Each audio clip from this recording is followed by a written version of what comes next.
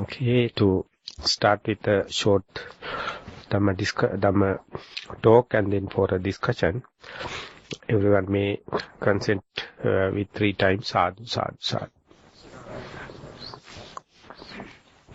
Namo tasse bhagavato arahato samma sambuddhasse.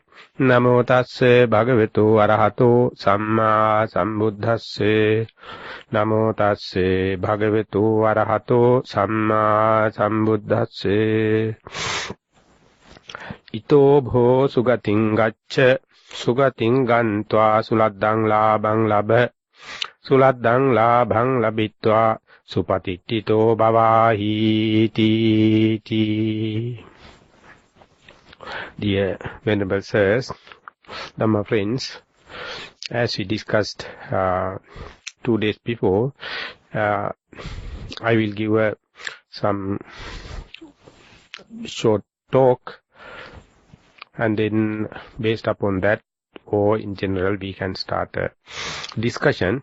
And as far as the talk is concerned, I selected a very fairly short discourse or sutta found in the Itivuttaka Pali. It is in Pali language, it is called Pubbanimitha Sutta, or kind of a good sign, or kind of a sign that one day, all of a sudden, out of his own initiative, the Buddha, narrating a episode happened in the celestial plane, and then he addressing the monks, he says, in the celestial planes, there is no birth as such in the human plane, and there is no sickness and becoming old age, no death. All of a sudden, the celestial beings arises and all of a sudden disappears. But before disappearing, though there are no sicknesses and old age, there are 5 signs appearing, such as their garlands become wilted off, and their costumes become smeared with the dust and other dirt, and food for the ambrosia, or the taste for the food also become not much attractive, and the body start sweating in the abnormal way. Normally in the celestial beings don't experience this kind of nuisance, but nearing the death, they are experiencing kind of sweating, and they don't take delight about their own dwellings. So these are the 5 signs appearing while they are playing and living in the normal life. And then the other ones, the associating celestial beings, come to know this particular one is now about to disappear, so they come and console the one who is about to disappear with these 2 phrases that I have quoted at the beginning. Ito boho sugating gaccha. They come and say, it seems, oh dear friend, once you disappeared from here, you better go to the heaven. And the second one is, once you go to the heaven, or in the, as you expected, when you go there, you must get the best thing available in that sphere. And the third advice is, once you get that, the treasure, you must try to get established them. You must try to ensure them. So this is what the other companion celestial beings are suggesting. So with that remark, the Buddha keeps silence, and one of the listening monks get puzzled, and he can't understand this whole narration, the meaning or the message. He says that, Venerable Sir, that we think we are in the human world and they are in the celestial beings, celestial plane. How one can say, when a person from a being from the celestial plane going to disappear, how can the companion come and say, you better go to the heaven? You can go to the celestial plane, because for us they are already in the celestial plane. Then the Buddha says, of course, for the human, this is, we have a belief and expectation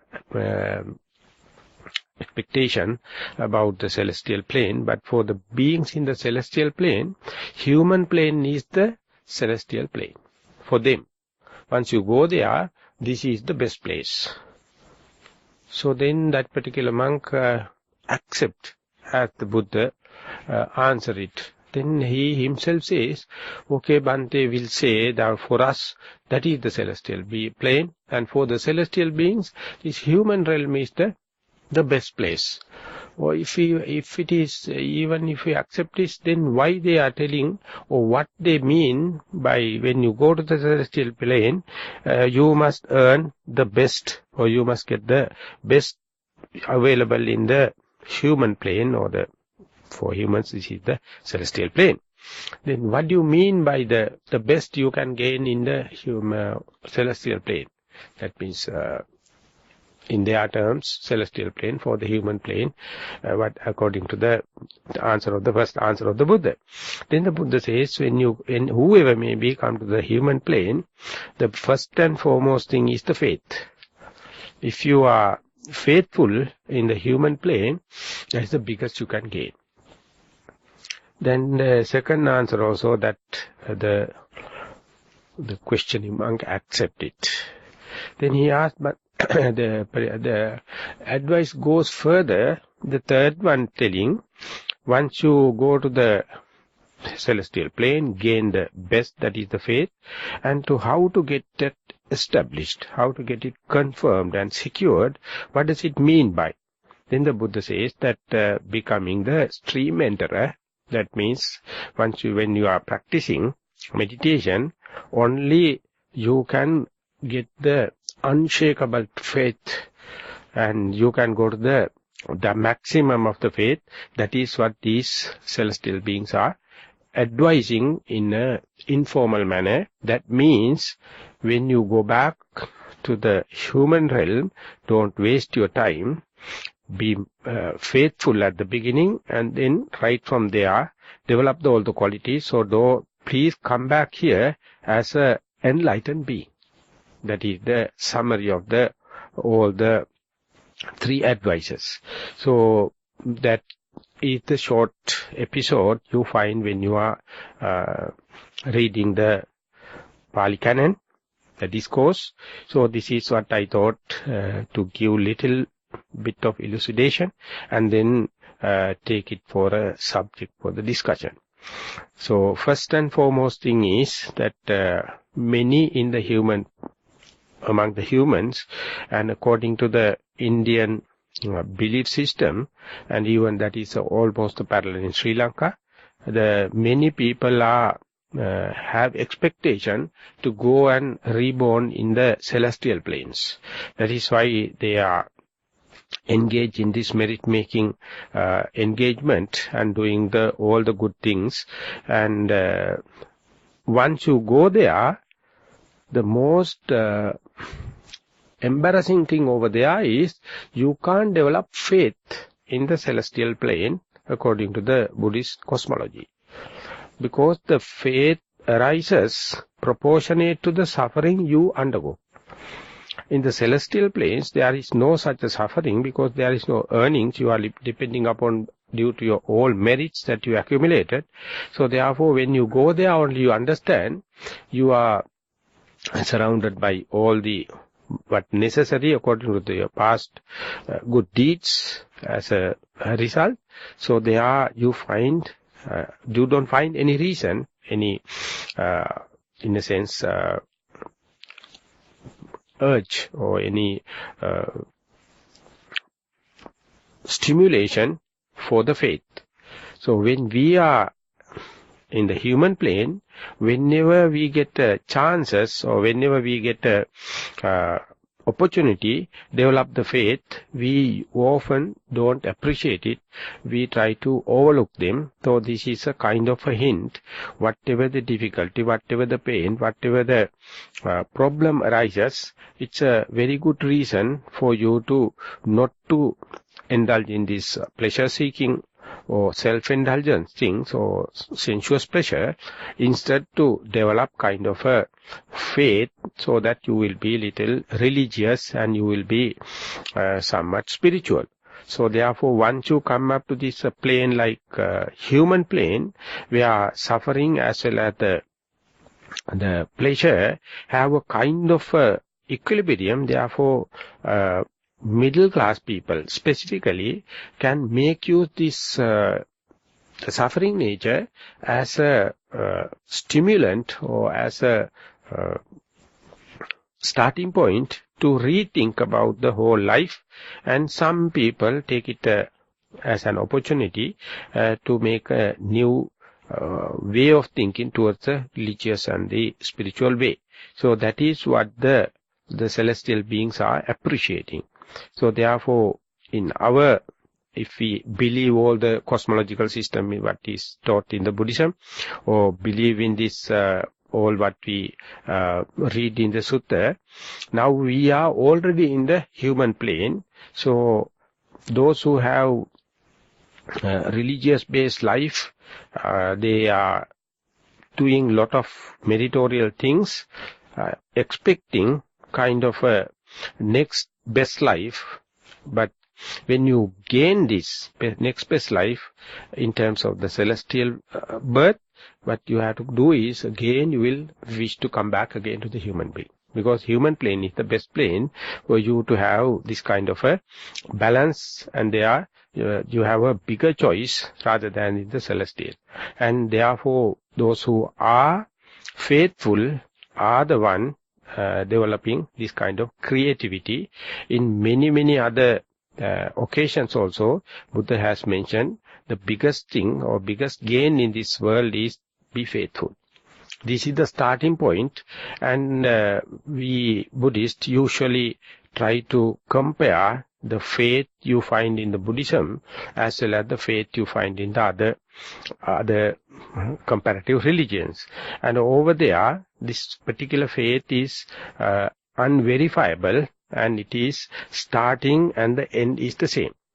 But the faith that Buddha prescribed is exactly like the common faith you find in all the religions. So, according to the Buddhist valuation system, that faith is known the superficial faith or unfounded faith.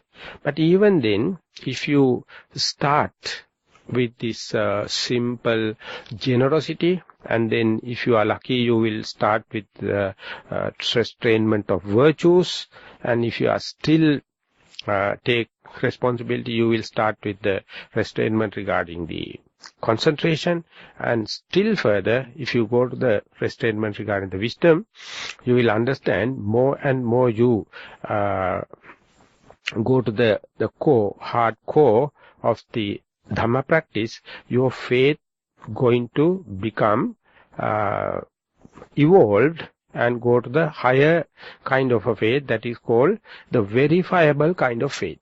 That verifiable kind of faith you find very strongly and very directly in meditation. That is what the difference between the theoretical knowledge and the practical knowledge. Whenever you put the Dhamma into practice, the most important and electric thing is verifiability. That is the very thing give a justification for the superficial faith. Starting is the superficial one. When and where you keep on practicing, you can verify it as and when going on. This is in Pali, it is called Pasada Saddha, it is a superficial faith, or Kappana Saddha, that is verifiable kind of a faith.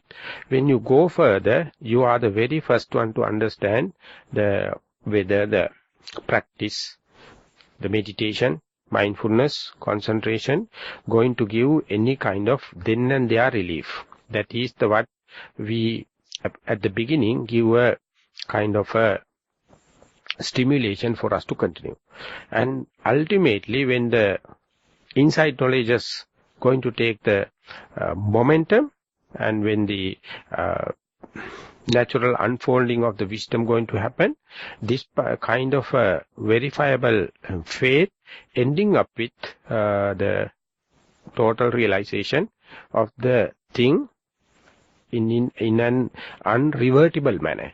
That is the point we confirm or becoming unshakable faith.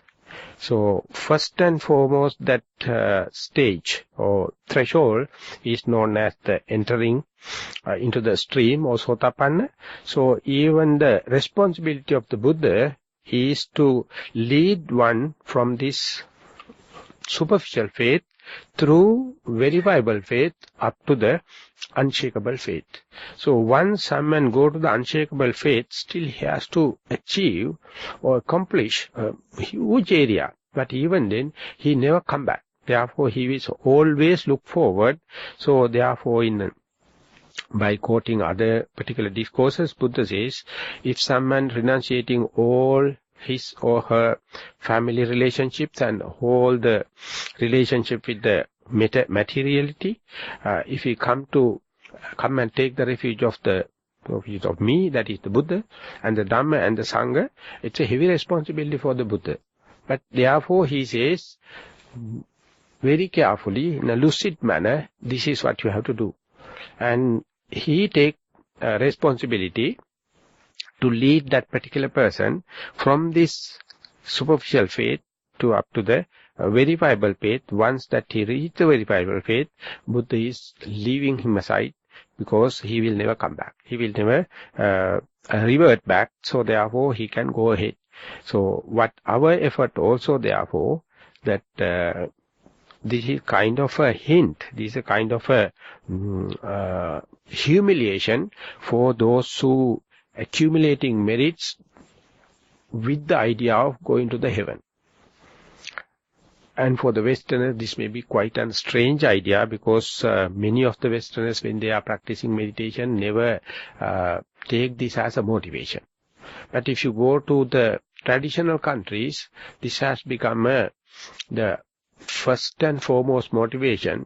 They are doing lot of meritorial things in terms of generosity and in terms of virtues. And if you ask why you are practicing, they will say to get a better life in the next. And generally they say to go to the heavenly spheres.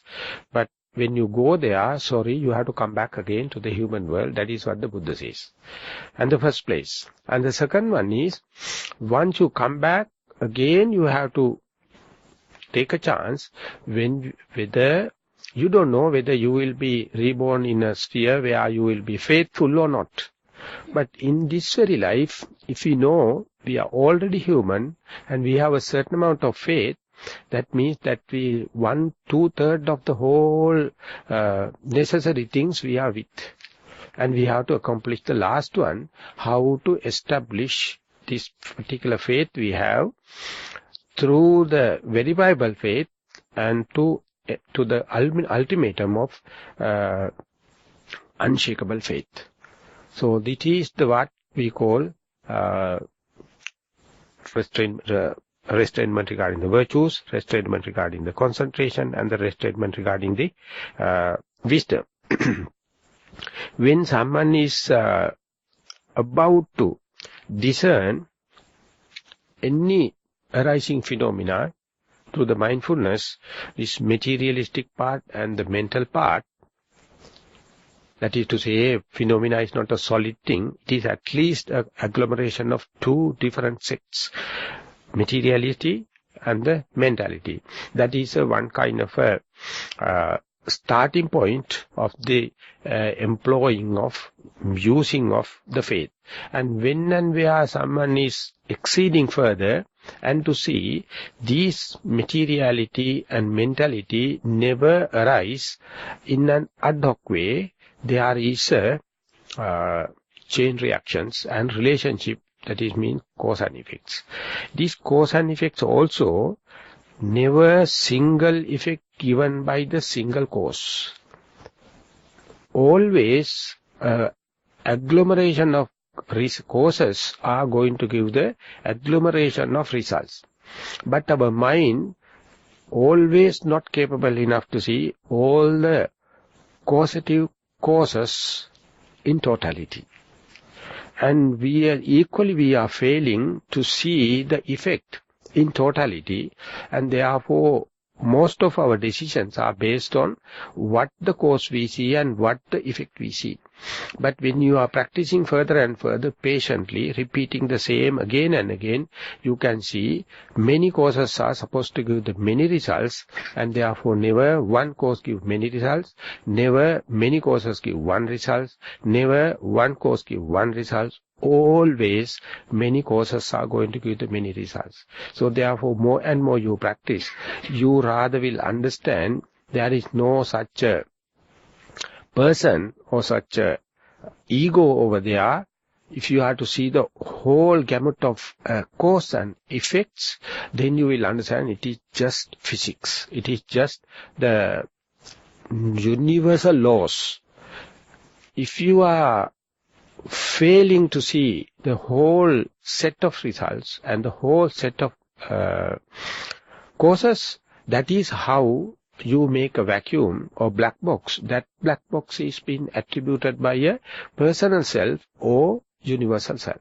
And there onward you will caught up and you will try to justify all your universal self or your personal self. Then onward your interpretations and your acceptance and everything is paralyzed.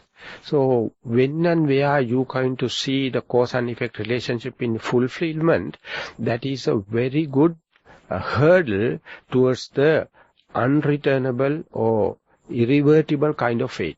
Though therefore he who can go up to that level is called partly achieved the first Magga Jnana. It appears like a very preliminary part, but that is very good threshold. And then onward what you have to do is reconfirm the same. When and where something happened, while in sitting or while in walking or in day-to-day activities, don't rush to arrive at a decision regarding the cause or results. Let it happen again and again. When and where it happens, you can see the whole set of cause and whole set of results. Each and every time you are going to see the phenomena in totality. In some ways we can say through the middle, beginning through the middle to the end. There you will reconfirm again and again, then you can see impersonality. And not only that, the fast, quick, changing nature or impermanent nature among the set of causes and among the set of results. And when you look at these kind of things, you will never feel at rest. That very torturing nature is the what we call unsatisfactoriness. It happens due to impermanent nature of amount of causes and amount of results. So more and more you go to see the everything just like a scientist looking at a scientific experiment in an objective manner, then easily you can understand this is something happening rather than what me or someone is doing. So more and more you go there, this very half achievement you will fulfill by the Sotapanna Jnana, that means first Magga Jnana. That is the most important and most decisive.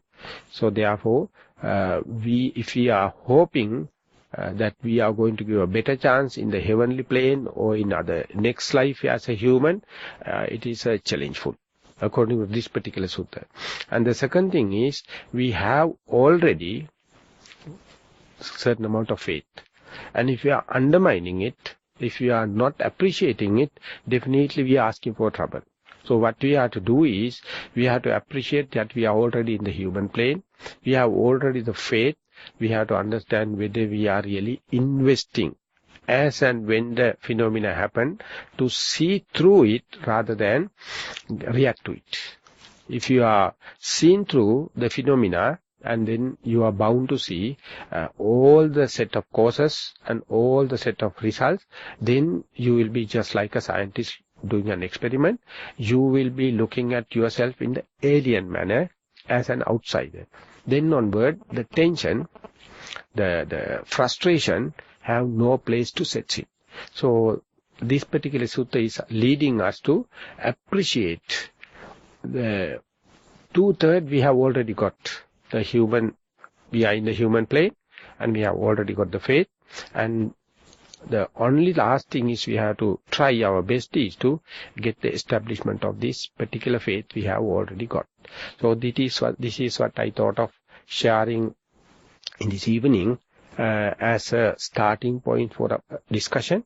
And I mean, not everyone should not be limited to what I have mentioned. It's a vast area of subjects available for discussion. I think there are some the written questions also available. So inviting everyone to take part in the discussion, either based upon what I have presented in this particular sutta, or with the written way or in the active way. I end up my presentation, and I cordially invite for the discussion now onward.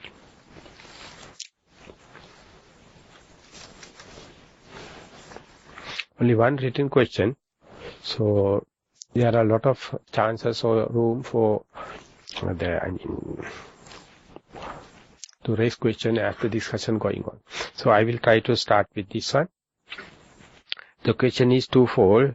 Since jhanas are mental absorption, does a person request to enter? If not, how does one come out of jhana? The question is twofold. Since the jhanas are mental absorptions, does a person request to enter? If not, how does one come out of jhana?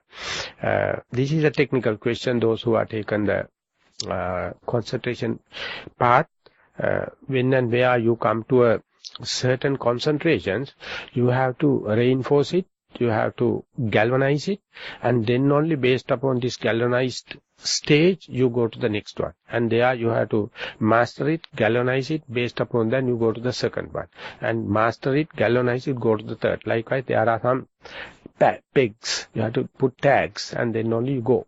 Otherwise, the concentration we can call in generic term, we don't know where are we.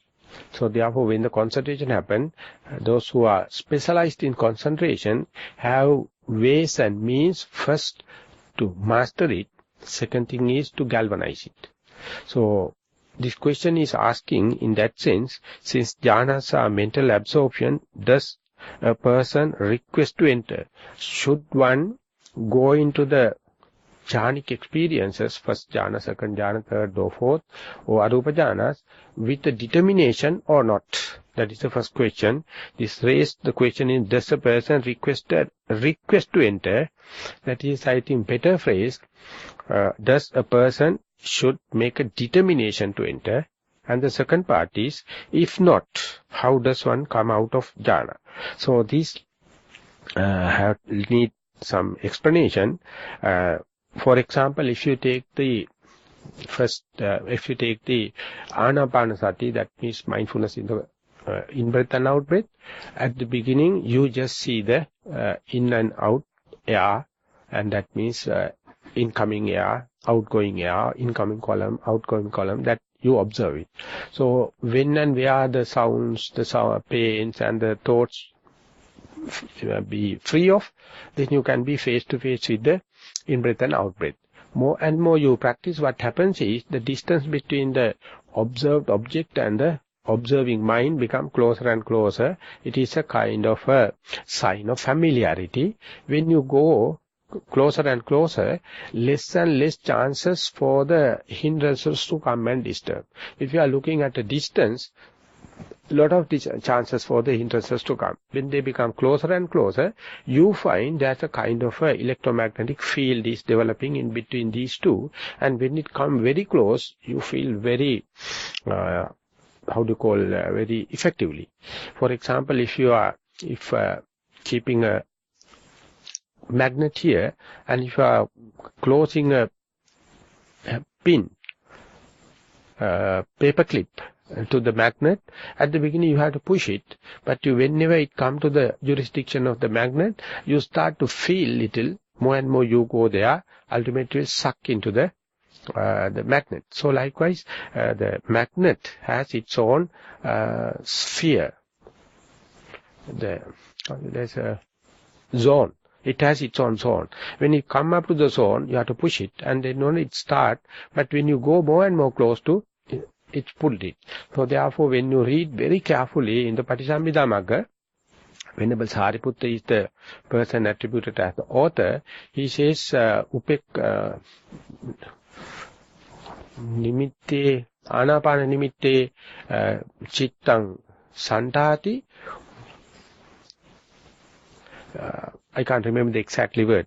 We'll say this area is the zone, and when the mind is come closer and closer, when you go closer and closer to the more towards this zone, the characteristic of the breath and in-breath and out-breath become less and less, subtler and subtler, and the light perception and the lightness and the light perception and lightness started to increase.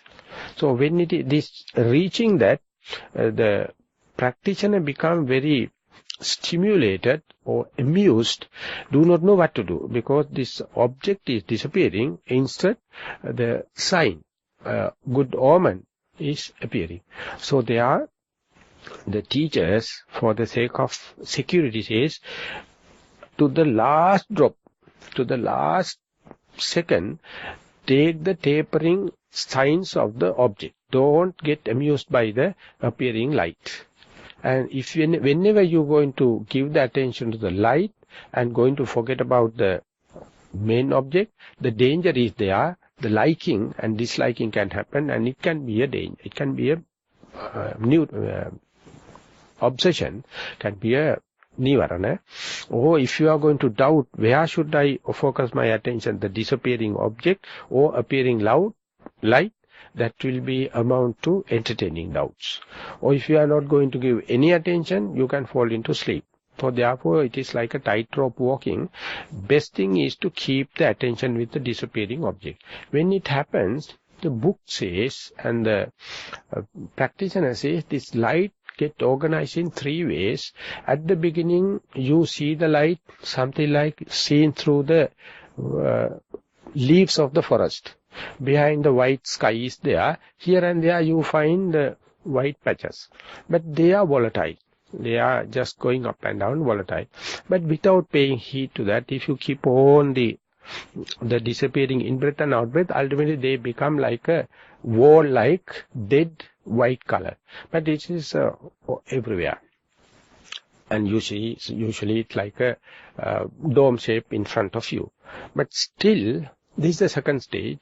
But still, if you go further without meddling with it, or without entertaining doubts, still the Anapana is disappearing. But if you look at this spreading light, come into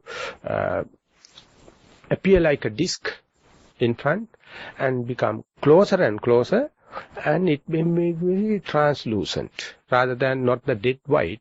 It appear like a translucent, like the inflorescent light, and then it become a docile and it become a disc shape. And more you there, it start the direct connection with the mind.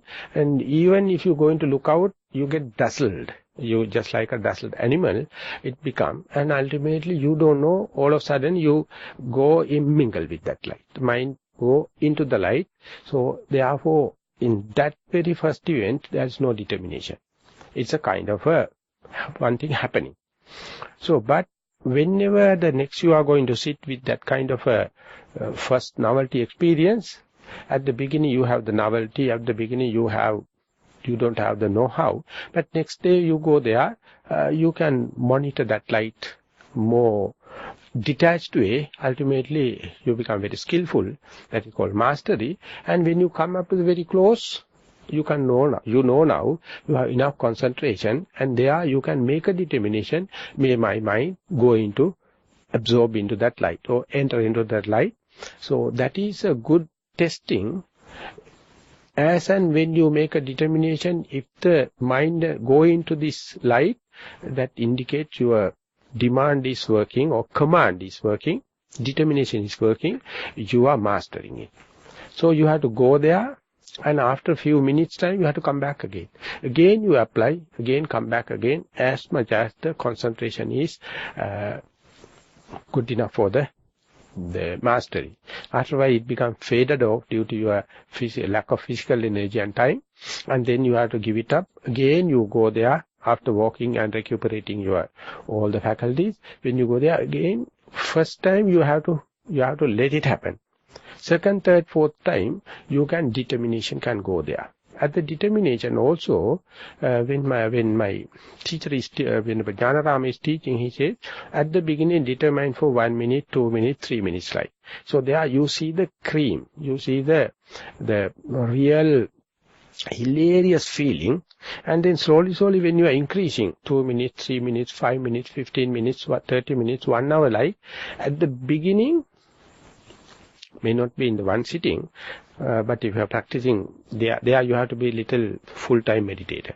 Then only you can practice this, giving up all the kind of thing, mastery. If you are determined for 45 minutes or 1 minute, 1 hour like, when you are entering definitely with the full-fledged, it goes there and feel, this is called oceanic feeling. This is called the kind of a hilarious feeling, but after 40, 50 minutes like, you feel it is not much attractive. Even though at the beginning it is very magnetic, ultimately you feel fed up, you feel boring, you feel kind of yes, it is good, then what? Because after 45 minutes, then it drops. There you can understand as you go there, the advantageous part, as you getting out, disadvantages. By looking at, you can see the last few minutes, even though the vitakka vichara, apply mind and the association thoughts are not supposed to be there due to the weakness of the concentration, these two become uncontrollable. They become beyond your control, and then you feel toward the latter part of your chunk of time with vitakka vichara. That is how you make a determination, or you get a chance to, you get a motivation to go to the next jhana, the higher jhana, where these applying thoughts and the association thoughts are not available. So without that, if you are going to make a determination, may my mind go into the second jhana, which is free of applying thought as discussion thoughts, then that is not a practical way. So first you have to see the advantages and the disadvantages of the first jhana, and long time mastering also, then you are qualified to see the functions of the character, functions, manifestation of the applying thoughts, the functions, character, and the proximate cause of the association thoughts. Then only you can practically make a determination to go to the second jhana. Likewise, this mastery, when it happened, first time when the second jhana approach, it has to something happening rather than a determination. When you are mastering further, you have to use this mastery. At the beginning you ask mind to go there, and later when you are practicing, you say you go, be there 5 minutes and come back. Likewise, the entering, the time limitation and coming back all become one order. It decides 3 things. Likewise, when you know where it goes into the jhana, where it come back. So therefore the coming out of the jhana also happening with the determination, with the second, third, fourth time. But the first time, it decides by the amount of concentration you have. But these things, what I am talking is that available in the books also. But you are painting, how do you call this, going to paint on the sky. These things are completely projections. What I am telling will be completely different from her or you. Because these things are given conditions to our mind. This is the first jhana, this is the second jhana, this is the applying thoughts, this is the discursive thoughts. So very difficult to say. Someone says, I see, I know. Other person, yes, if it is see, if you have seen, if you have known, it's good. But how can I say yes or no? This is the difference between the insight knowledges. Insight knowledges is not waiting for the maturing of the first to the second. It is naturally cascading one to the down. So this need, therefore, a good master, and the person also should have enough patience, develop one to the second, second to the third, third to the fourth, and coming back 3, 2, 1, just like learning a gear system in a car. You start with the first gear, and then you must understand how much acceleration and how much this thing to go into the second gear without the car or vehicle getting a shock. How the synchronizing so that passengers can't feel it. That is how the smooth changing happens. So therefore, this, but recently in this trip I came to know, in American meditation mood, now jhanas become little popular.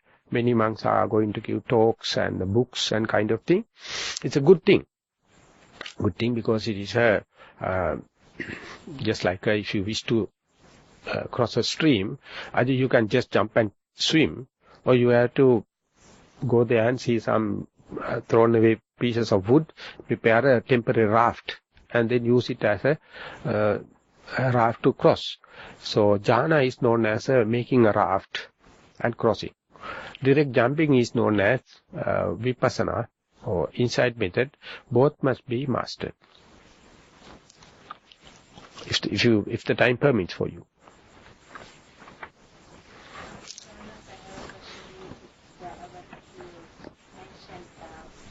What if the jhana happens automatically and comes down automatically? That's okay.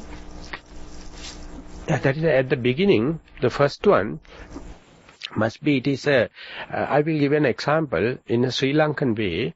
In the duration of the mango season, when the tree is full with mangoes, the farmer waits the first and the second fruit to mature by itself and drops.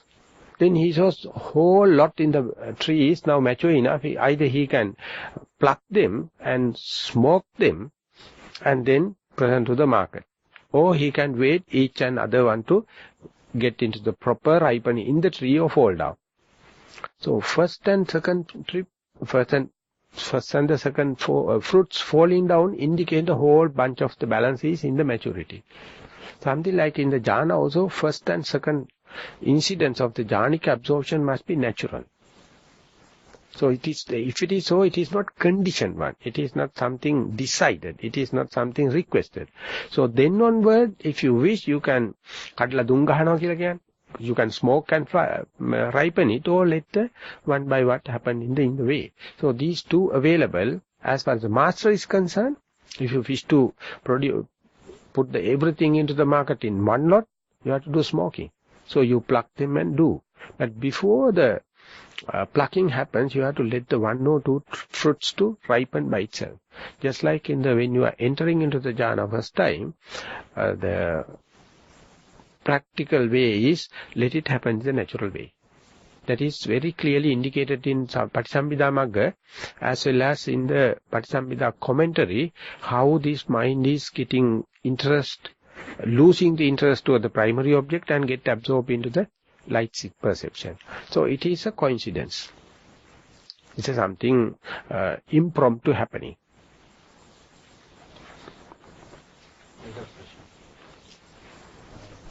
This is totally different from jhana. Yeah. Now, this is experience especially after a retreat or a prolonged period of meditation. When someone feels, when someone is able to watch one's own thoughts arising, maybe soon after it arises or after a little while,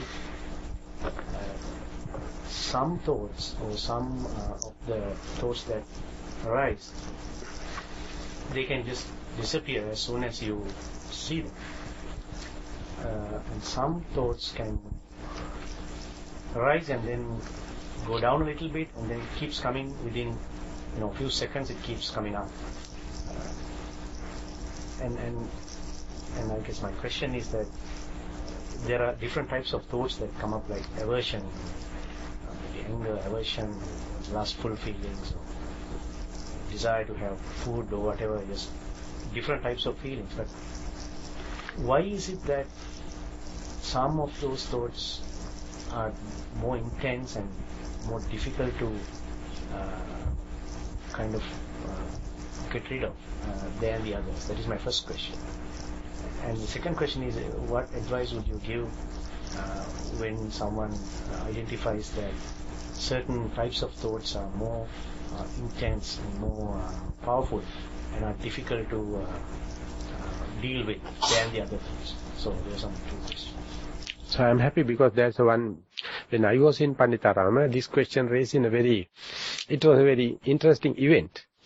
One Westerner, he raised the question, Bhante, when I'm practicing, there are some background thoughts, and which come and goes, I don't care, and still I can maintain the object and way, but there are some foreground thoughts, they are not easily going, and therefore they still disturb me, and therefore how to work with the background thoughts and how to work with the foreground thoughts.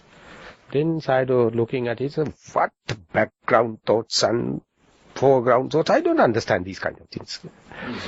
So if you like, would you repeat the question? Then he again told the background thoughts, Bhante, no chain thoughts. They are just popping and going and they are. But the foreground thoughts are getting chain and like a train. And the main idea is there. It was quite enlightening the way the question came. And then again Sayadaw took some notes. Okay, today we are going to take this issue. And then he gave such a very, lucid answer. It is now available, noting, knowing and labeling. I will make a PDF. And I will just give a little about what I remember. But I am highly recommending for this kind of a background thoughts, foreground thoughts and the train thoughts, chain thoughts and all the kind of thing. So this indicates the basic raw materials of the thoughts, which is called vitaka, they are not trained. They are not like a train. They are not in a chain. They come here and there. They are always there. So we, even they are not really addressing to you. They are just there. And if you are adverting your mind firmly with the labeling with the in-breath, out-breath, in-breath, out-breath, in-breath, out-breath, these thoughts never come and distract you. As far as labeling is there, because you are focusing, I mean that if you are fixing the searchlight, definitely the audience know what to look into. Likewise, if you are labeling, background thoughts easily you can cut off. So therefore, labeling is a very good technique to get rid of this kind of a nuisance. Because these are characteristically not connected to each other and not really carrying a message. But without any giving any chance for you to rest, it is always bubbling. It's always coming. So, just like we are going to the beach, you can see waves are coming. It is the nature of the wave, nature of the sea. So this happened. But in compared to that, there are some kind of thoughts. It has connected each other. It has a positive, negative feelings, lustful and the hateful kind of feeling. And when and where it happens, even if you are going to label it, mind has a kind of a way, bypassing the primary object and go there, grab hold it. This is really indicating, who am I? Your character types. So therefore, you must not react to them. You must let it happen again. I mean, that means that you are taken for a ride. Whenever these thoughts happen, you will be driven by the lustful thoughts. You will be driven by the hateful thoughts, and then you feel, what the thing that I lost my primary object, I lost my mindfulness, I lost my concentration. These thoughts are so ugly and so naughty and come and disturb life. But there, so I had to give two criterion. I doubt whether that is exactly in the paper, but I would like to add it. Whenever you come to know, now mind is unmindful. The mind is not in the primary object. That very understanding in the present American language, it is called a blink. You come to know you are not in the primary object, but either in the lustful feeling or hateful feeling. This usually yogis do not understand. Immediately come to know the mind is naturally with the moral shame and the moral fear, come back to the primary object, come back home, start working. Then only you come to know, for the last moment I was in the thought. Now I am in the primary object. So if this is the case, you can be disheartened or discouraged thinking that my mind is, whatever maybe it is running always astray and daydreaming and fantasizing and wandering and all the kind of thing. But you fail to understand whenever you come to know it naturally docile way, come back to the primary object. That is how you come to know the last moment I was in the thought. Otherwise you don't know. This is the point you have to appreciate. When and where it find the fault, if it is coming back home and start the work with the place it stops, that is such a bright thing. If you are appreciating that, you are appreciating the white side of your mind.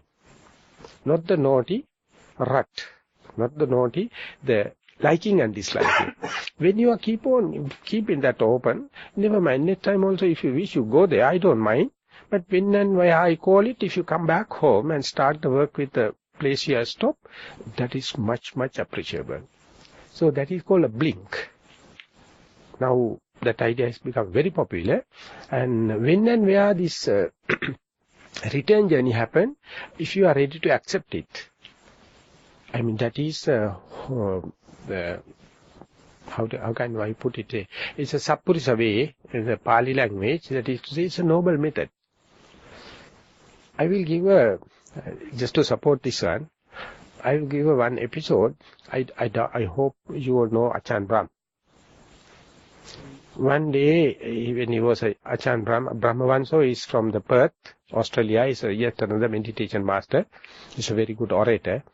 He has cited, one day, all of a sudden, when he is traveling with his father in the UK, after stopping the car, he will all of a sudden look at him and says, "Son, whatever the wrong thing you are going to do, mind you, my door is open for you. I will never refuse you." That's the way he has all of a sudden he has mentioned that, son, you mind you, whatever the naughty thing you are going to do, whatever the bad thing you are going to do, ever my door is open for you. So as a young person, he has felt it's such a way of presenting the love. And now father has gone, still he says, only the father can say such a thing to the son. But argument is the father also going to close the door? What will happen? Definitely he will be a criminal. So we also have to tell the mind, okay son, you can go fantasizing, you can go daydreaming, you can, but when you come back, mind you, my heart is open for you. That is the way you develop the loving kindness to your returning mind. That is the way you increasing your mindfulness. And that is what you do multitask kind of a tackling of the way. And when that going to happen, next time also it will jump. Each time you jump, you will understand it is more jump into the hatred or to the love. That indicate who you are, what you think that you are. Wherever you go, there you are. So now onward, each and every time you will understand, this is the way I am understanding who am I. So far what I did was reacting, telling it is bad. How can I control? You raise the questions. But instead, if you are try to accept as it is, but give a highlight of the return journey, telling the mind, never mind, I know you are naughty, that is your age, but mind you, my heart is open for you when you come back home. That day onward, not only you appreciate your own naughty thoughts, and not only embracing the return mind, any person doing bad thing, you can easily appreciate it, easily sympathize. So this is the way we open our heart. We never use the sword to punish it. You say, okay, you have gone fantasizing, daydream, never mind. Whenever the signal happens, you were obedient enough. Those are enough to come back home and start the job. In breath and out breath, that is something blink. Something ඒකට blink කියලා නෙවෙයි කියන්නේ මොකද? අර වචන පොතේ තියෙන තුනම මට අර උදේ පොතක් ගැන දුන්නේ. That it's blink again. Not the blink. No, the blink. a blink. It's a kind of a blink. And to add Tipping point. tipping point, the first book is the blink. Yes. And to add some theoretical knowledge, add some, commentarial exegesis, it's very enlightening. We have a few suttas known as diligence, Appamada. Appamada Sutta. One day, King Kosala, a number of people asked the same question. King Kosala is a very lustful person, and he is always happy to enlarge his the territories, but he is very faithful with the Buddha.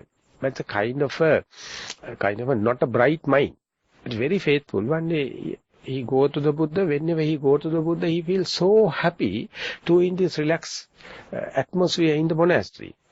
He just forget about what is his duties at the palace and all the kind of thing. Ultimately, when you go there, everything is accumulated.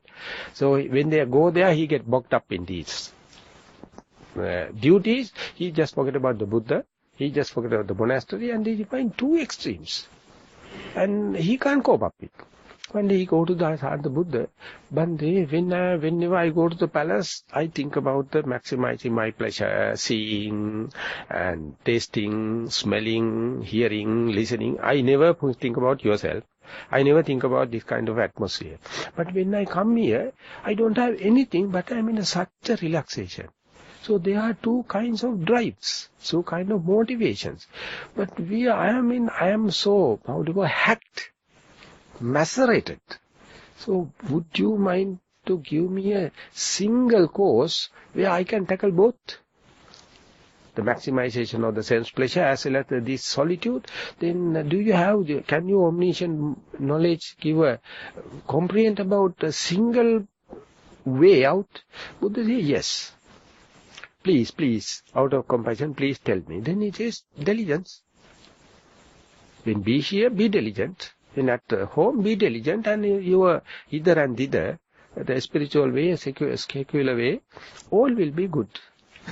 So when giving the commentary to that, the commentator says, this diligence is double-fold. That means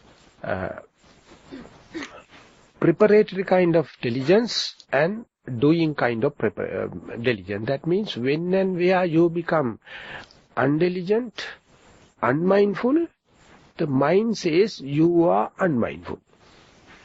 It is not the normal sense, but it is a sixth sense. Going to say, you are not up to you. You are supposed to meditate now, but what you are doing? You are thinking. You are supposed to walk, but you are thinking. You are supposed to drive the car, but you are thinking. Like something telling us. That is called karapaka appamada, preparatory kind of diligence, and immediately mind go back to the work, go back to the due, or what you should be. And in the commentator asks, out of these two, the precursor kind of thing, giving a hint, and then the second one is doing the task. Out of these, what is the more appreciable one? Giving a hint is one thought moment. Next thought moment, it do the task and restore, come back, start the work in the place it due. Out of these two, what is the most important one? What is the most electric one? What is the most intrinsic one? What is the most creative one? What do you think? I don't know whether I presented the situation clearly. Huh? Yeah. Why can't it be both are equal? That is why the question, that's what this thing for the discussion, because the hint is non-self, electric, and it do the whole task. And the second one is nothing, it has to come accord with the hint. The second one is completely mechanical. Sometimes it is no other way, it has to do. I would like to, I try my best, but I would like to, if someone who feel that I understood, can you explain these two parts, what I am going to, in Pali, karapaka appamada, karaka appamada, and someone would like to try to help her? I will try. Yeah. When you are doing something, I forget. the things I am supposed to do. Right? Suddenly my mind says, hey, you have to do this. So that is The blink. blink. And then come and do it. Then again the mind naturally come and do it. Come and do it. The returning in two phases. One thing you come to know, enlightened, that you are unmindful. Second thing, according to the mindfulness restoring. Out of these two, what is the most important? So therefore, the Buddha says, diagnosis is the most important, not the medicine. Medicine, even the pharmacist can do. Diagnosis is important. But in the natural way of our thinking, we never appreciate that. It is an endowed thing. It's a naturally happening thing. We are overlooking it. We are asking how can restore quickly. How we get the highest medicine kind of thing. So that has to be completely, you have to put the horse before the cart. But the second one helps us develop the concentration. Like say you come back, so it's obedient. Yeah. You're telling come back, and then if you're, because it's very obedient, if you can stay for a longer time though, then that builds up concentration. That is why he is going to fight it. He says that, why not? But I am going to fight against him is, this is automatic. This is kind of a, the mind is so automatic, no intrinsic thing over there. It has to follow. The first thing is the blink. It just all of give a flash telling, hey, you are out of the place. That comes nowhere, that sati. That is the intrinsic thing. That sati comes due to your last mistakes. That is your last effort. And that is the indicator that you are in a correct path. Earlier you have done 1001 times, no with hope. Failing. At a time you will understand, okay, whenever you come to know unmindful, that becoming, that knowing of unmindful is not a single-phase job, it is two-phase. One thing is knowing that I am unmindful. Second thing is coming and restoring, otherwise you will still entertaining the thoughts. So these two, cutting, this is called thin slicing. Thin slicing. The moment you see it for the first time in your life, then every drastic, naughty, any kind of thought will be an adventure for you to see how it is working. Whatever the dangerous nature of the lust, whatever the dangerous nature of the hate, will be simply you can cut by just a blink. So Bhante, so if you dissect the image, so you are focusing on the breath, and then you are focusing on your breath, right? And then suddenly your mind went away astray, and you don't know that. And only when you know, when the mind came back, I was not mindful a few minutes ago. So how at that point you identify, okay, I was unmindful a few minutes ago now. At the moment, that present moment, you're thinking, right? Is that how you should be doing? No, you have to tell me, that only I can find fault with you.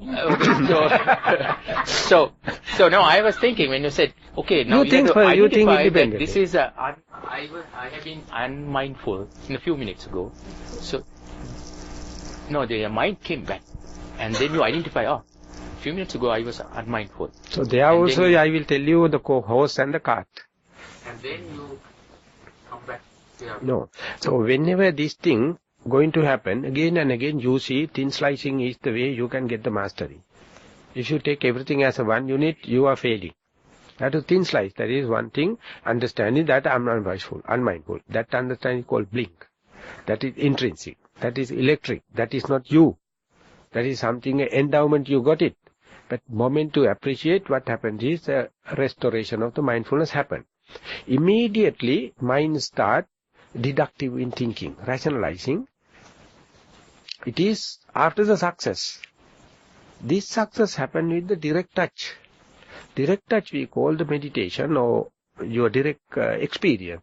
And immediately due to this energy you get, it's a kind of a, how to call a big discovery. It has been undermining throughout, but now it is surfacing. So this energy never happy unless otherwise re-chew it, regurgitating it, ruminating it. This rumination is such a nutritious thing. It is such a juicy. That is called sap of the Dhamma. That is called juice of the Dhamma. And when it happens, again you fall into trap. You know, that the first happening is a direct touch. It's intrinsically mind become blink and then it come obedient and start and you are going to throw party. Now, what a thing, and I got blah blah blah. That itself is, you are putting the horse, cart before the horse. That means deductive knowledges are going to take over. Your direct touch again going. But I will excuse for a few times for even that. Because this is infinitely going to work. This is a kind of a revolution in our thinking pattern. And you understand how tricky the mind is. If you take a gross, you succumb. If you thin slice, telling it is not my mind, this is not you, I am just cutting.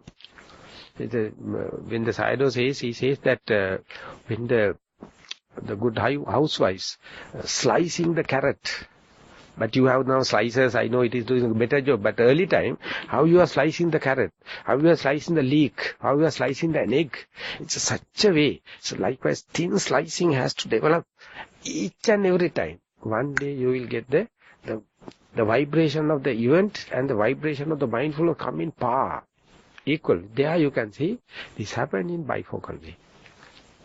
The blink is something, the thing is doing, happening is yet another thing. The happening is, it's a mechanical. It's a given fact. It is inbuilt. So you have nothing to get proud of that. But of course that is the one it is doing the task. I will put the question in this way, but it may be difficult for the Americans the way I am going to put it. But in Sri Lankan or India, they are very happy to give dana. I heard that Americans are not going to give good dana. You know dana? Giving generous and the alms and kind of, but you can see. But there are two kinds of dana. One thing is your determination to give a dana. That's a completely mental configuration, and then the materializing the same. Chetana dana, vastu dana. It is well analyzed in the Abhidhamma. So what is the most important? Chetana. And then once the Chetana happens, you can't do away with it. You have to materialize it. But the materialization is the manifestation, the social gains and the fame, and you have pompous and all the kind of thing happen. But everything starts with this Chetana. So Chetana Dana is the most important. So there was one I am going for stories by stories. And in the Jataka story, there's a Maha Janaka, Buddha to be earlier born as Maha Janaka. One day, he was so generous in his mind, and well-to-do person is a king. He decided, he is now thinking. He thinks, what will I, if at all, if the 500 Buddhas, I can call for my house. I mean, it can never happen, only at a time one Buddha can appear. 500 Buddhas. So I will make golden 500 bowls, and prepare the completely delicious food for 500 enough.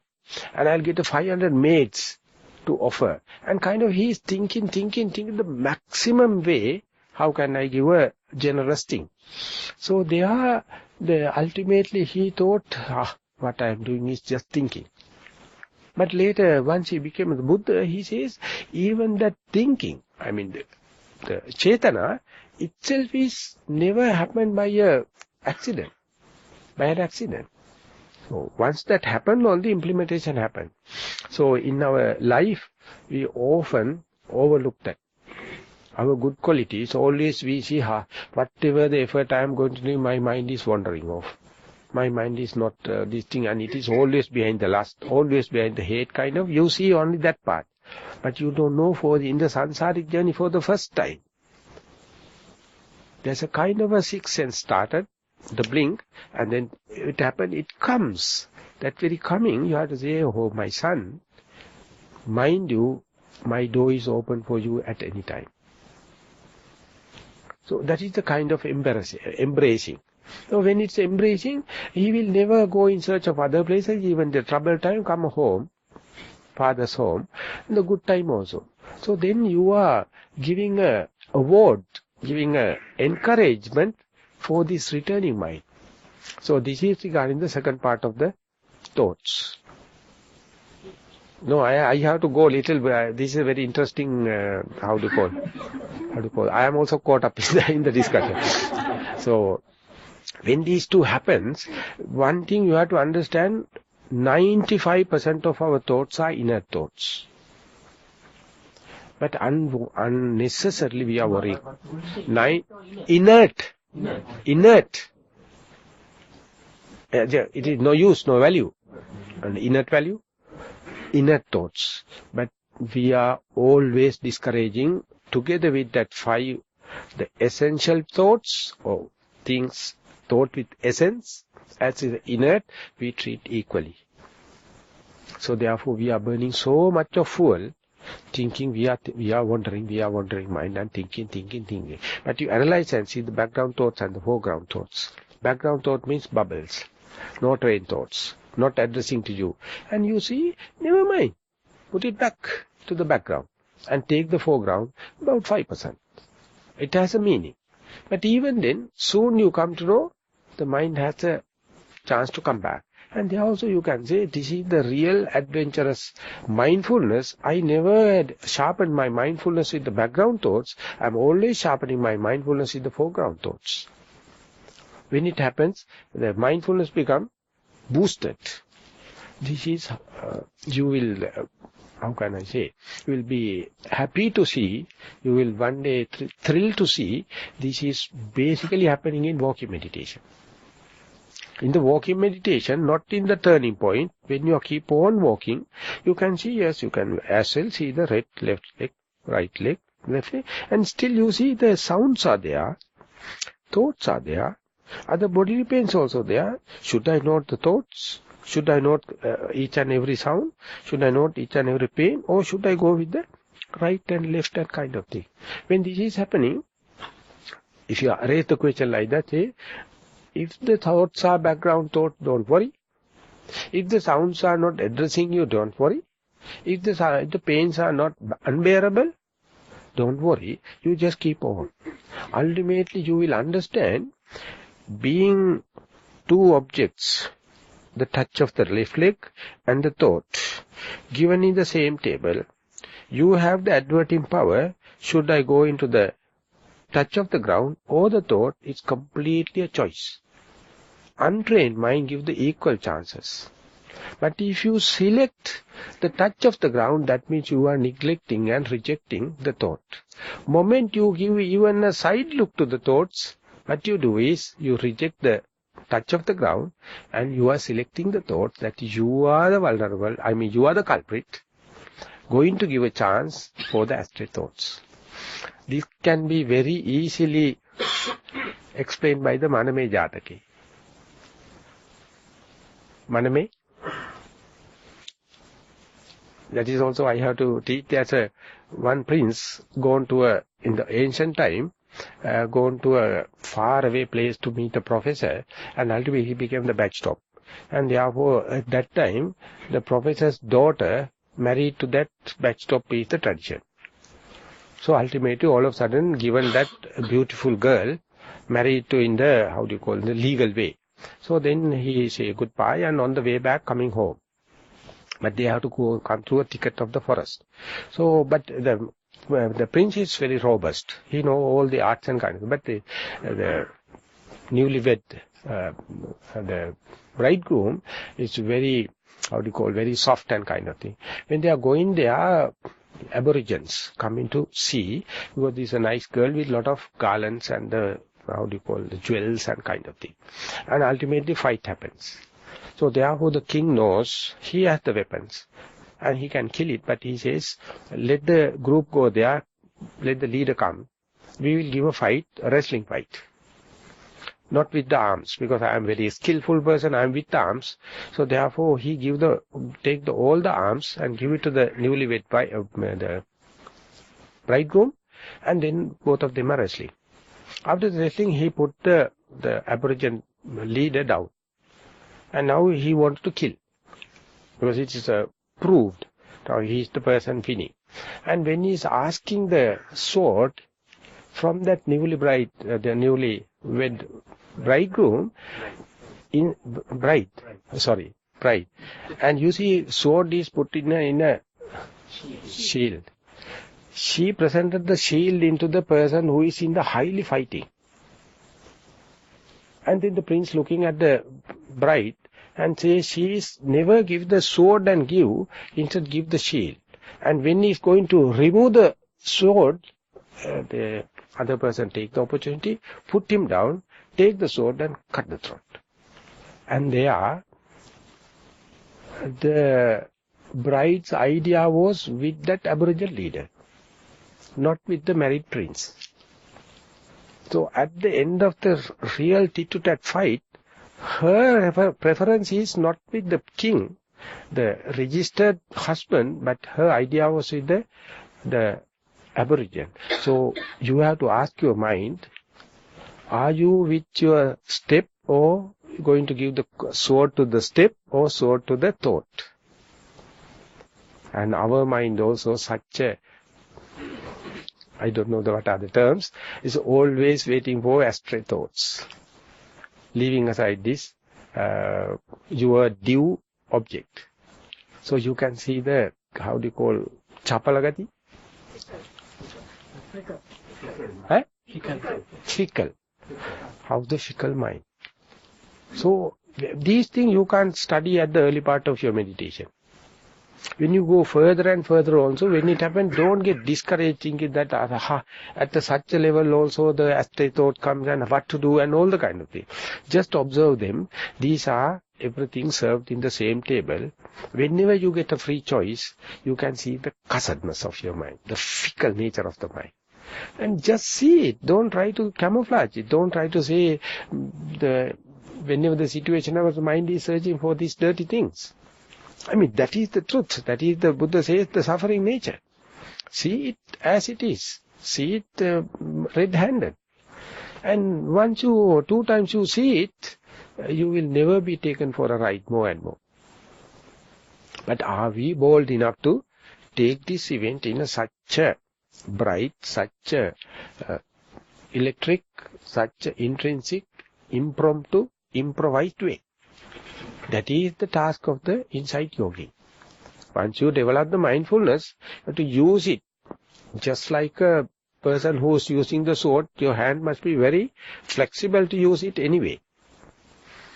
And when the mindfulness is strong, all the other defilements become so weak. Don't try to give in to them. Use them when they are possible. 1,000 times you will be losing. The first day you come to know the way. And then repeatedly you can use it. So therefore still I give some room for that article to read. And this is enough from me. And I leave that to Upanishad to give some more information.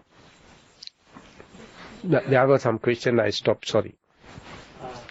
My question was about the 2 things you were talking about the blink and then bringing and bringing your mind back. To me, it seems like bringing your mind back, you have to consciously do it and kind of willfully do it. Whereas the blink does not have, you're not conscious of that. You're not using your will for the blink. It's happening. Yeah, it almost like the aggregates don't exist there. Yeah. So that is why it is become more important, and it is a kind of given by God. It's a blessing. But definitely you have how much of pain you have taken to come up to that level. Now the results are coming. The results are coming amidst of so much of bad things. But you are picking only the good part. You see the silver line in the dark cloud. Yes. I wonder this good enough for this discussion, because I can remember where Nissarana says, in some way I can say, that when the mind is in the process of unification or concentration, then if a thought arises, comes up either in the background or the foreground, then the job of mindfulness is to recognize that thought and to let it go. Letting go is not the function of mindfulness. No, by your mind, the job of mindfulness is to recognize that thought. Yeah. I mean, give them a due place without a choice. That very understanding, that is the one thing, it is not well expressed. Maybe I am not master it. The Buddha says, if the equal chances given, the goodness come naturally. The cussedness has no place. The cussedness happen only the manipulated societies. If the equal chances are given, natural goodness happens. Natural justice happens. So therefore we give the mind, the mindfulness, mindfulness is give the equal chance, so that whenever the mind get a fair chance, it never go for these crooked things. It never go for these cussed things. Otherwise only this crooked nature happen. So therefore what we do is give an equal chance. Whenever the equal chance happens, the Buddha is, I think, assuring us, because that our inner nature, that means that glittering mind, that prabhasara cittang, prabhasaramidam bhikkhave cittang, the inner nature is the majority usually. This defilement is the outer crust, outer thin layer, just like a paint in a car. Though it is going to give a big shape and appearance, but everything is not the outside this thing. So our mind is naturally, internally, it is pure gold. External rust is what the difference from each individual. So we are so much of recognizing with this outer crust, or outer rust. That's not the problem. Soon you go inside, everyone is human. Everyone can entertain this kind of a bright mind or bright mindfulness. I have a question about, I don't know. Is this question answered now? Yes, thank you. Sorry. And the other question I have is, I think maybe it relates to doubt or vichikicha, maybe, I don't know. Now, when you try to contemplate on the five aggregates and try to experience your experiences with the external world by trying to contemplate on those five, the form, the sanya, sankara, and vijnana, and when you try to do that, when you try to contemplate on it more and more in relation to the experiences you have in day-to-day life, now what if there's a thought that arises, okay, so there is no self, as Buddha says, it's just these five aggregates acting out in relation to the external world. So then you have this question, okay, so if there's no self, there's this mindfulness, we don't know where it is, whether it is in vijnana or where it is. So, I mean, there's no self, and so what do we seek liberation for? I mean, whom do we seek liberation for? There's no self, so why bother? I mean, that's if you have that question arising. So this question is well done in the Nagarjuna, in the Mula Madhyama Karika. When the first thesis he presented that became ultimately the source, they say, for the Mahayana sect. He says, what is the difference between the Nibbana and Sansara? He says, for him, theoretically or logically, exactly the Sansara is equal to Nibbana. Knowing this is Sansara and this is Nibbana, there is no fight. But if you are misunderstanding, all you have to have so much of fight to get rid of Sansara and achieve the Nibbana, there is no such a thing. All this is sunyata. Nothingness. But in the one of the Westerners, maybe asking this question, before becoming nobody, you have to be somebody. Otherwise, no pragmatism. So therefore you assume that our ignorance suggests, yes, there is myself. But when you are practicing mindfulness and go further, it becomes 50-50. At a time, mindfulness straightened with the concentration, you feel it is just aggregates.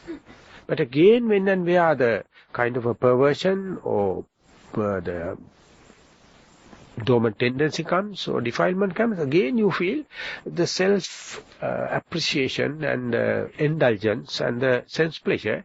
When they happen, you feel like acquiring it and absorbing it and entertaining it. There the self comes. At time again, when the things become alive, no.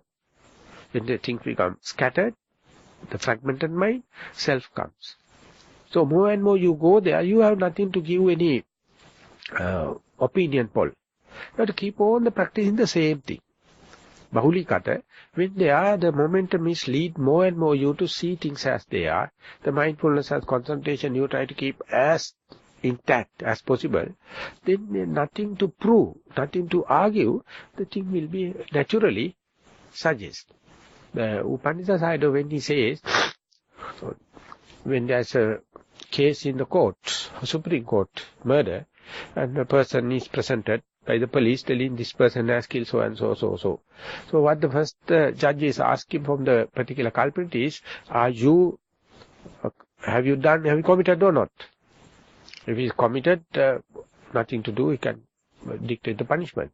But usually they say, I am not. But then, fair chance, taking the evidence from the police, from the opposite and kind of thing, that particular person, one by one, he says, even he says so, I have not done. Even he says, I have not done. So keep on arguing without any base.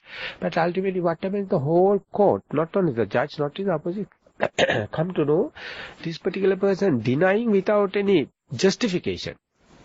And what happens is, the particular person himself later come to know, it appears that all the people know that I am lying. And ultimately he himself has to apologize. He himself has to ask pardon. Till that, the judge must not push to come to a decision. Let that particular person come down to the knees and ask the judge, then there is no chance for him to go for appealing for the higher court. So therefore, till that particular, the culprit come and this thing, the judge what they do is keep on asking keep on running the case. Otherwise he can rule it out, telling that all the people knows, but you are wrong. That means you are giving a chance for him to go for appealing. So therefore, you have told at the beginning, self is there. Okay, you take it if you take it as self, but I am till it's completely 100% non-self comes, I don't go by rationalization. I never go by deductive knowledges. I never go by theory knowledge. Let this happen because now laboratory has fixed. The court is in running. Why should I go for a rationalization? Then only that particular, the culprit has to bow down, accept it, and then onward, no appealing. No appeal court. So likewise, it is happening halfway through. Don't let the rational knowledge to overpower the direct touch. Meditation experiences. And don't deductive knowledge to overpower the direct touch. So then you have to suffer. So therefore, let that balancing also happen in the natural justice. I have two questions. One short and one long, but I'll ask the first one short. When you mention the light on the meditation, yeah. With the few thoughts coming and going, can someone see this light? That light, there are, generally it says 5 status. Very first one is very volatile, as if you are lighting a lot of incense sticks. In the one particular place, you can see a cloud of smoke close to the smokes, close to the sticks, and when you go up there, it is not so thick and will be thinning off. And like very, very volatile. And that indicates when and where the mind and the object become aligned, this volatile light here and there happen, but very active there. And without heeding, without paying attention, if you look at the object again and again, they become little come and make a screen lighting, but seeing through the forest like. Not a direct, but everywhere it's going to happen, but not much volatile, little stable.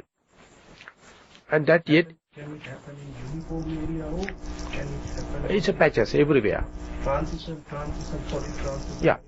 Yeah, that many things, and Visuddhimagga, when it's analyzing, it says, some people usually attribute this stage only for the light, but it depends on the perception what you are sitting. When you are sitting, if the difference perception, that light signal may be different. Sometimes it may be dark spots, it says. Just like kapu atta. Dark spots also there, bright spots also there. But usually attribution is, the liking is more toward the light, white color, but many patterns, many colors. And more darker colors ultimately go to the more whiter and brighter colors. And the volatile nature becomes somewhat stable, but not the whole picture. Later on the whole picture becomes like off-white color. Not pure white, but now you can see the stability.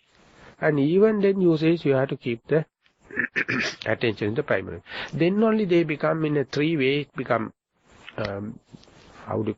organized, come into a disc shape sometimes, and come closer and closer, and the translucent nature. The magnetic nature, it is not the white, but the brightness and the translucent, it's like a Saturn, no. Venus. Just like the Venus color. Nowadays it's very prominent, that star. After the sunset, you can see the Venus, it's a magnetic color. So likewise it come into the congestion. And when ultimately it slowly come, and the magnetizing happens. So these color combination is, I think, many people are waiting for in the meditation. When these colors go into, I can also explain like as I handleable or at a tangible level I can explain. But I know many are happy to hear on this kind of thing. But that is how to promote you. That is how to say, motivate you. But we shouldn't look for them. Not only looking for that, once you see it, then what? Just a mental condition. And if you wish to see it, I will give a very quick method. Sit very comfortably and start breathing. Go for 15 minutes to the maximum breathing. Stop immediately with the closed eyes. Bright color comes. It's a very simple method. This whole range you can get. This is due to the oxygen. So much of oxygen. I can demonstrate because this thing will come out. Otherwise, that is what the Sunglung meditation system. Sunglung meditation, everyone sit in the same hole and start 15 minutes. And then you can't go. You get it is called a kind of a dope. Just like alcohol. You will completely dope and go to the maximum, close your eyes, sit there. 1.5 hours you can sit. And 1 hour you made the full bright light. Huh? I am not talking about the concentration, I am saying if you wish light. Because many are meditating for light. There is such a thing, and you can camouflage, but actually what means it is not a manifested thing in the meditation. What you do is after the object, that same thing happen. But it is nothing to throw parties, I am telling. And the next thing is, once you see it, next time what is to tell about? It is simple thing. But when it's happening, of course, it's just like I am cracking this joke, maybe not, it is bad. The before and after the marriage, like. I mean, before the marriage, when you see your girlfriend and all the kind of thing, it is everything there. But after the marriage, what happens? And if you're specifically in the Hollywood, so, I mean, it is something aesthetic, it's good. But when you go beyond that, what is to talk about so much about that? But anyway, even that if it is going to become a motivation, why not? I mean, it is not a bad thing and it's not a drug addiction or something like that. So go ahead, but don't think it is going to give so much of a lead. It's a good to get the motivation. But to see things as they are, it is much electric. It's more intrinsic. The second question. It's a long one. Thank you very much. I'm sincere. Teaching this up. I was looking for... So how much I can thank you for learning good things? So you have to listen to this one. Yes. For 4 years I was looking for the answer to how to control emotions. So I look at the Vijnana, feeling, emotion coming. So I was thinking I cannot control emotions, but what I control is the presentation of my emotions. I was arguing with, trying to find, then I thought I have to come to the Arahat level to or somewhere to control emotions. I read this sutra several times, but not knowing the exact meaning of the asa, I didn't get what it is. So we tend to, whenever the word comes, like Sinhalese Thero,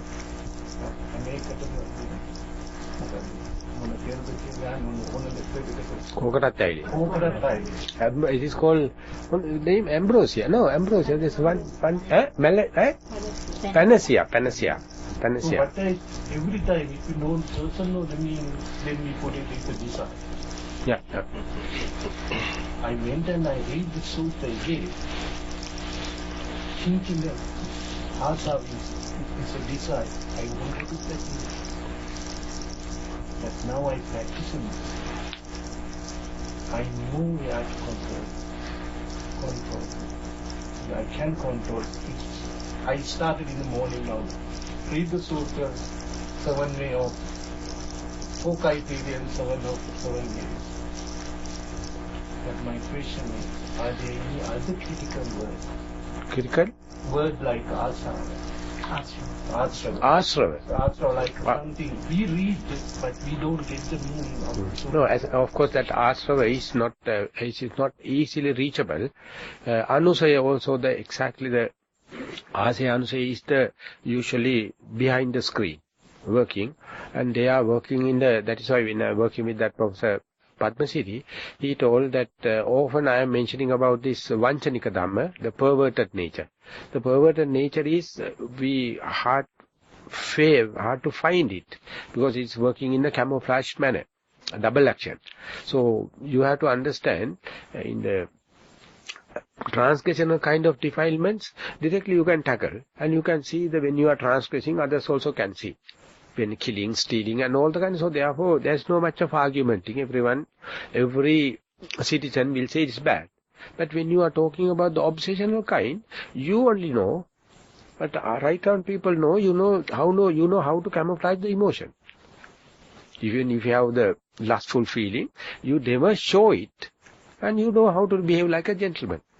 Even you have the hatred, you don't know how to shake hand and do hug and all the kind of thing. But you know. So therefore, the the transgressional one is socially very dirty and very gross. But the obsessional kind is more malice. Because others can't judge it. You can judge, so you are suffering. So that is why the Buddha said, that is the one blinding you. That is the one bewildering you. Once you remove it, still you feel not finished.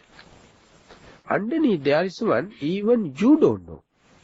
Even it come to face, you will understand as a friend. So therefore, by just mere seeing, very difficult. You have to have the theory understanding, you have to have the deductive knowledge, and then only you can, just like a question by the secret service. To get the fellow out and question in such a way to prove himself, don't cheat with me, I know you. That kind of thing. So that the boldness and directly tackling and the professional way of handling that kind of people is not like a normal police people. It's a very skillful. I thought actually it's spiritual. Unless you understand that, how can you see spiritual? Yeah. So that is at the beginning, outset, this very readjusting or correcting your perspectives, enormous value. I mean, that I find only the discussion is the most effective way. I will tell you how I practice first time. That day in the morning, we decide what to eat. So my wife said, tonight we eat the fish. So I tried to run downstairs and eat the fish. Then she shouted that, you are going to meditate. Don't touch it. Don't touch the fish. Previously I was analyzed according to the Dhamma, nature, function, proximity, and all these kind, and then I started. Suddenly it was my mind. Out of one out of 4. This is my view. I came back without any emotions. I came back, I let her go and bring the fish. But the other question, actually touching the fish and come to the meditation is a good thing. No, that's it. Going home and after meditation, eat the fish. No, the Jesus Christ says, what you purify or what you decide whether purified or not, is not what you are taking in from the mouth, but what is coming out of the mouth. What you are talking about. So even if you are a vegetarian and if you are talking harsh words, and you accumulate so much of bad things. So it is eating, the food never purify you. It is not making you wholesome. But be careful about what is coming out of your mind. So therefore the Buddha says, that if you know the real meaning of Amaganda, you will not fight like that. So Amaganda is not the raw meat. That is the normal word meaning, but he says that is not the case. But your attachment to that is the only slave. They make you slave. And even you have any kind of attachment for the vegetarian food, that is an attachment. That you have to take care about.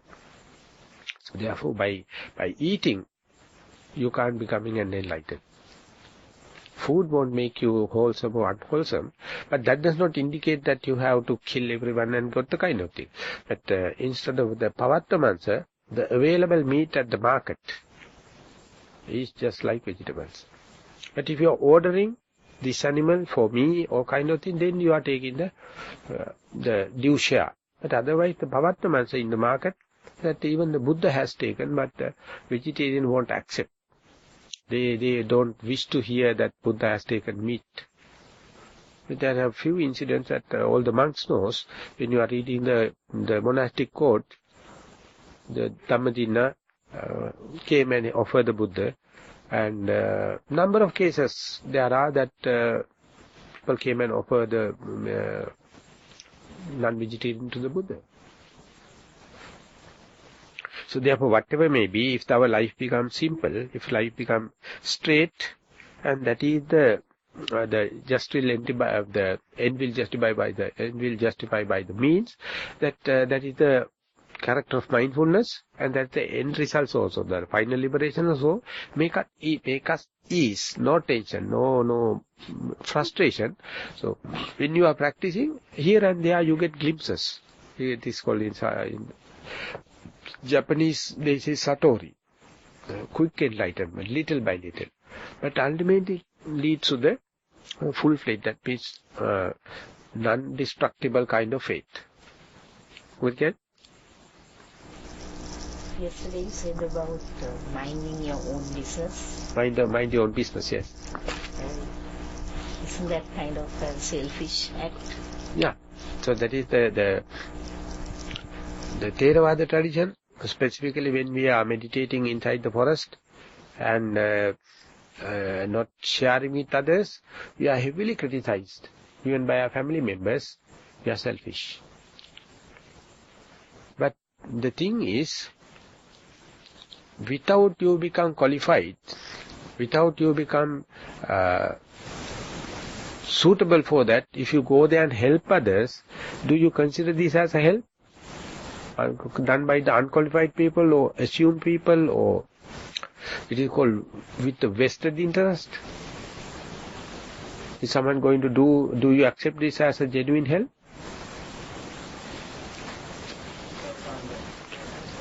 So that is right. So therefore, not doing help means, if he is going to become qualified at that time, I mean that one example is nowadays, if you go to the internet and everything, you can understand each and every medicine, even and every drug. What are the contradiction and what are the cause, and you can do. So when you go to the pharmacy, if you can purchase, and you can say, please come. If you have this kind of these symptoms, I can give you the medicine, and you can start with. So one can say this is a very good way of supplementing of a doctor, because doctors are very scared. So therefore you can do it like that. But if the drug and other authority come and see, what will happen? You will be taken for the custody. But instead, if you wish really to help people, go to the medical course, take 5 years, qualify yourself, and then come. Without qualifying yourself and telling that I am doing out of compassion, that is what we call the opportunities. And after becoming qualified, if you are not helping, that is called selfish. So these are the, otherwise you can say with the popular ideas and the compassion and kind of thing, you can forget about yourself and be busy with the others' welfare and all the kind of thing. But you have to ask, am I qualified to do this kind of thing? Or you can, otherwise you can say self-proposing, I am qualified, I can do. But the whole world will not be happy with you. So therefore, mind your own business. I have a question related. Yeah, that's an early question, yes. Yeah, I gave it to her. If you can explain, in one of the suttas, Maha Sutta, it says, I raised that question to you, but you mentioned, how do you identify these 5 aggregates while you are in this samatha arupa jhana? You mentioned there are certain things that you need to know in order to identify these 5 aggregates while you are in this state, so that the impermanence of this jhanic experiences. Yes, and all these 5 aggregates while you are in this jhani. Yeah, that is the Sappurisa Sutta. That I think I try to quote in my discussions also. I don't know whether the same thing you are referring. The Buddha mentioned when you are reaching, when you are threading, according to this training, you have to accumulate so much of qualities. I mean, you have to have the theory understanding, you must have the rational knowledge, you have to have the virtues, you have to have the concentration, and you have to have discussions and other knowledges and kind of thing. But each and everything is, of course, by the raw materials for the, while you are advancing. But each and everyone, till it comes to the culmination, they have their own due disadvantages. For example, in the first incident itself, if you become very good in virtues, very good in concentration, very good in absorbing whatever someone is telling, very good in discussion, very good in delivering a talk kind of thing, it is of course good, but the pride can happen, and your attachment to your very quality can happen. And you will understand that this is my view, and my view is the correct one. That is why I got like that. Tanna Mana Ditthi and come in. So, so therefore, while even if it is advancing going on, the Buddha says, even if you are a good orator, even if you are a virtuous person, even if you are with the Rupa Jhana, Arupa Jhana, Buddha says, still it can work negative. If you do not know the disadvantages side. So be careful. By being careful, you are not completely secured, but that is the only way not to give a chance for this malice side to come. So therefore, in the Sappurisa Sutta, if I am correct, this is the quotation, he says, Asappuriso, Sappurisa, the Chatutta Jhanang Uppajjati. The ignoble person who has raised up to the 4th jhana. So he completely says not the ignoble, it says unvirtuous person, asappurisa. I mean, according to our standard, going to the 4th jhana means a highly achievable and acclaimable status. But Buddha says, if such an asappurisa, even after the coming up to the 4th jhana, he says, all the people are not up to the mark, I am the only person having the 4th jhana. So therefore he says, I am I must be more praised and I am better off like. Buddha says, I won't appreciate that. You have to understand that's pride and other kind of thing and undermine. And this is not what I think you are raising. You mentioned that, I can't remember, the certain qualities that you have to cultivate within you to identify these 5 aggregates. I can't remember the term that you used. Maybe the question not come in the proper order. Okay, we would have time for one more question. Huh? We would have time for one more question. Okay, you have to listen to the abbot. I had this question for many months, if not years. So I was so you get the chance. Myself, so you are already getting a chance anyway. whether to ask this question or not.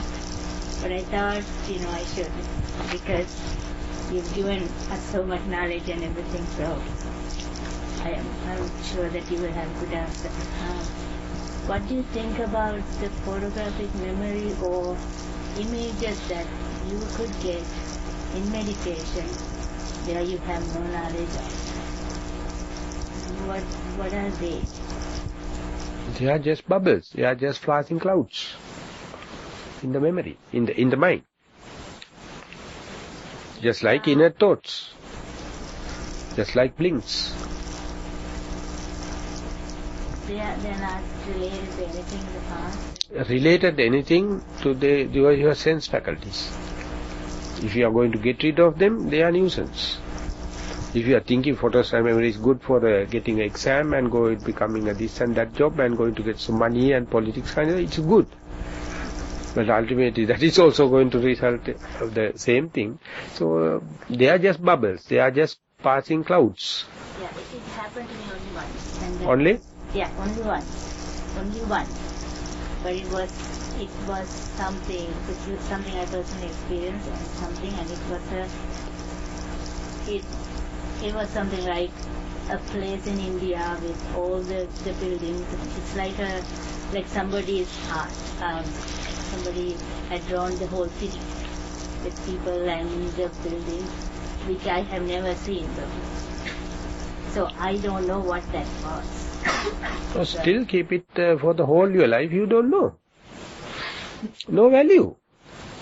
This is just a passing show. If you are going to hold into that, that means that indicate who you are. So you have to understand, that will be replaced by the next moment, this moment will be replaced by yet another moment, one by one. It is just a passing show. There is nothing to behold. In the whole game, in the materiality, on feelings, on perception, in the volition, or in consciousness. Wherever you hold, you get held up. So, getting rid of. So, it becomes 3 questions now. We have so many questions. So, but she has How about this? And we can end the program now. That way we can take Sandro to living room. And if you wish to have many more questions, then still you can sit there and... I am ready. Because since we are just planned for 2 hours... then we can finish it off the session. And informally we can carry on. Yeah. Okay, because now 8 o'clock already. I can try it. Because the way how we have podcast and all those things, some people might want to do. And so, yes, Sandrine, so thank you so much. And I really don't want to say thank you. The reason is there is not enough.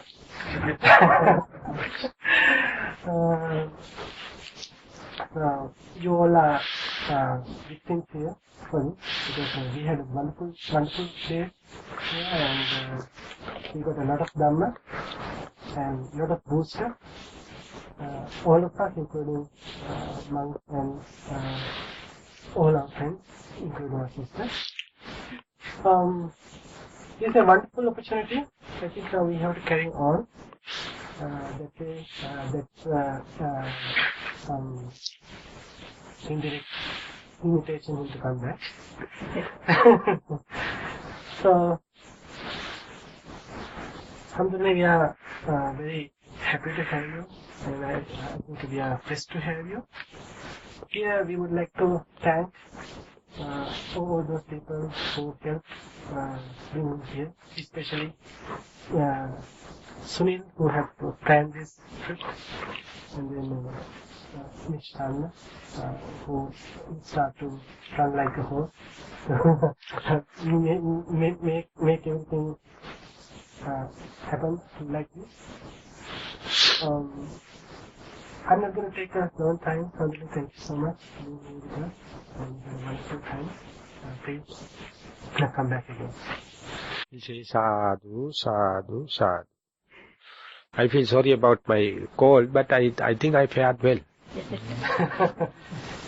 I got enough marks.